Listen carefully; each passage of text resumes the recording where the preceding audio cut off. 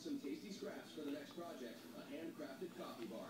Oh, we can take this step. Shut up. Lips are fine.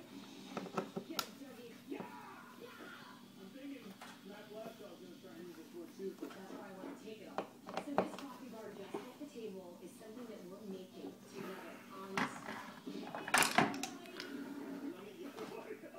You want us to make you something out of that? Well, what do you think we went and got this wood for? Do you want to hear my idea? Yeah, I do. So I got this mantle. Let's go back for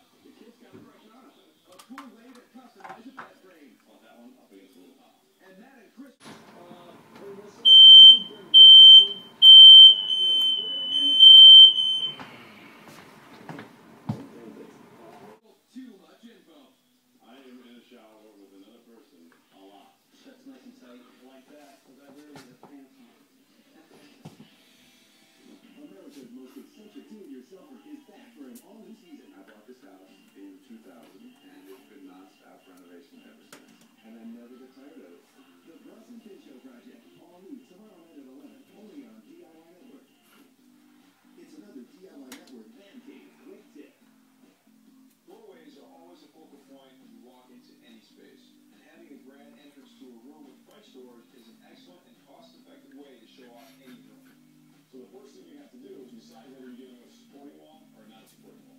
So we checked that it was a non-supporting wall, then we can go ahead and move forward, cut the 2x4s out that need to cut out, and open up the rough opening. Now that you have your rough opening, you want to frame it in with 2x4s and install a header beam. With your rough opening and header beam in place, it's time to bring in the French doors. Much easier to buy a pre-hung door from do-it-yourselfer than it is. I am in a shower with another person. A lot. Once the tile is under control, they head back into the bedroom.